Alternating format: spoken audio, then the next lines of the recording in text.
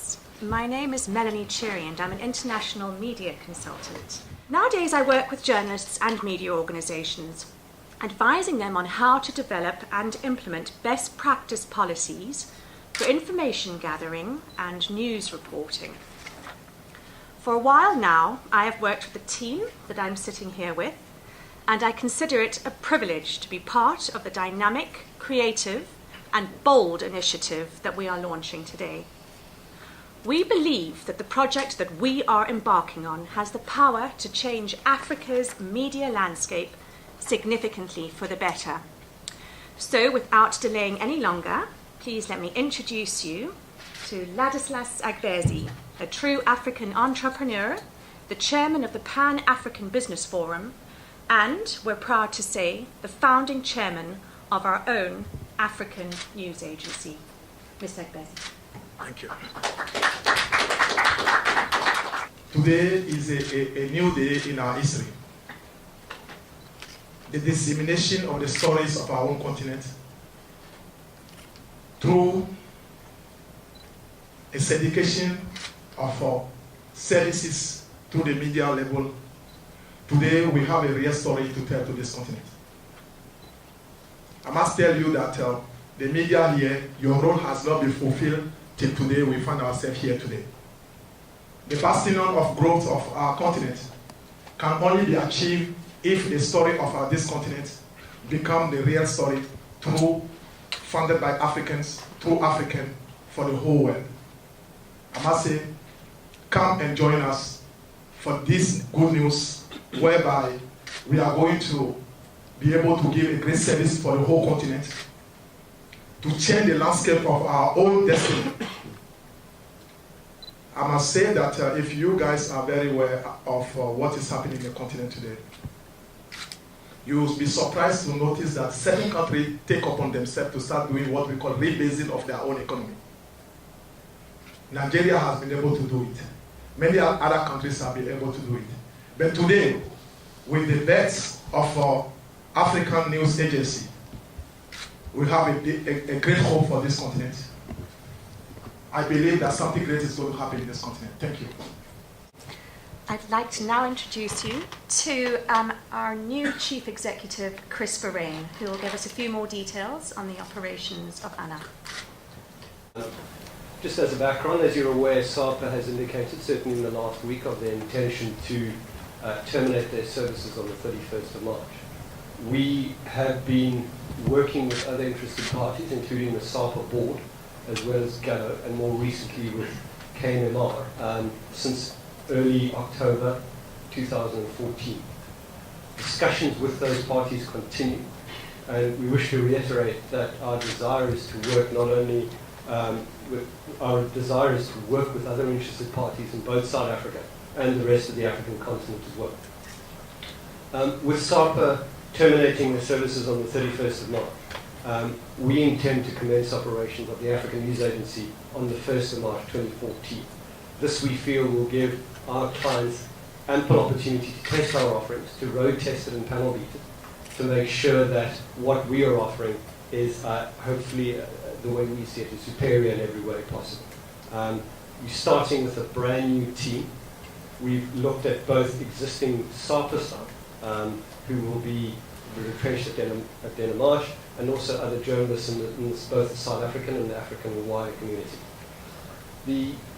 From a technology perspective, the technology is something that we are probably the most proud of, and I'll introduce you to Richard Cherry on my right, the CEO of Afrizone, who's developed a homegrown African product which is being used by currently both European and other international companies, called Burger Suite.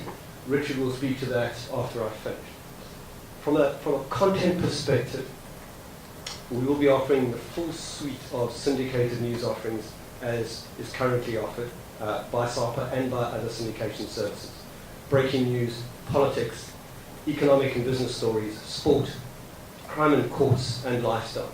And most importantly, from a newsroom perspective, daily diaries to help the editors establish their news plan on an ongoing basis.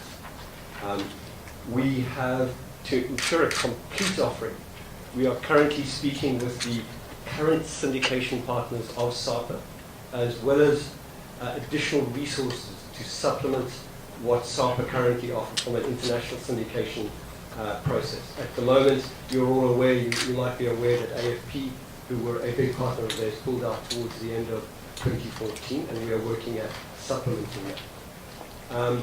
Following this meeting, and lastly, following from this announcement, we will be actively pursuing clients, both existing SAPA clients, as well as new business across the African continent, offering the African News Agency as a complete text, audio, video, and picture news syndication service. With that, I'd like to hand it across to my colleague, Richard Shea. The technology that's going to be put in place for RAN on the 1st of March 2015 is going to pretty much power the engine and the minds of the journalists out there. If I think about from a technology perspective, if we look at a financial system, retail systems, publishing definitely encompasses a whole lot more. It caters security, it works with media, it's cross mobile, it's system integrations, the commercial aspect to it, analytical aspect, and also very much a know your customer perspective. So with the assistance and the requirements gathering that we've been intensely involved in over the last couple of months, we believe we have a content aggregation, sourcing, syndication platform that will definitely compete on a global stage. So where are we? So content is content, and content needs to be distributed.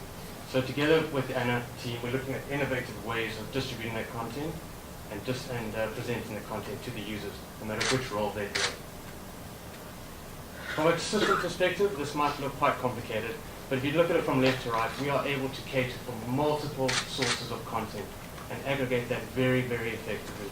There is an ANA core engine, content redistribution engine, that allows to repackage that content and resell that and commercialize that for the various subscribers, how they need it. From a presentation perspective, we're looking at a web view, mobile view, app views, feeds, as well as tight system integration for those large publishers and subscribers that have the editorial platforms where they would like to know that content can be seamlessly integrated into their current workflow process. The platform will be completely cloud hosted and definitely cater for the global distribution needs that we have across the continent. Giving a little bit of an insight into ANA's web view at the moment.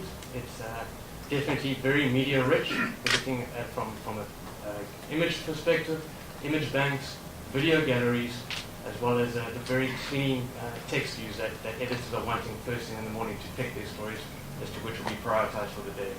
As mentioned, the diaries is something that we definitely want to focus on. We see the value of that, and we've got some interesting roadmap capabilities as to where and how to integrate the diary functionality more tightly into the journalist's hands. What we're also looking forward to is very much the localization of content per region and bringing in very much a more localized feel with regards to languages as well as regions so that can be easily filtered and segregated. Great. This new venture has got 3 pillars, very important for the continent. First of all, we believe that the new bets of African News Agency, with the work some of us has been doing already from the Pan-African Business Forum in terms of reforming the local contents in terms of the media in the continent, is fitting the bill as we stand today. It's a new era of reform in the continent, which started to play its part in terms of regulating the media in the continent. And I think playing this special part of it, coming with African News Agency, we are fitting that gap. The second part of it is the real place of the achievement. This is going to contribute to our continent. We have, through the Sub-Sahara, many growths, which is between 5 and 6%, except South Africa, which is in this level of emerging country.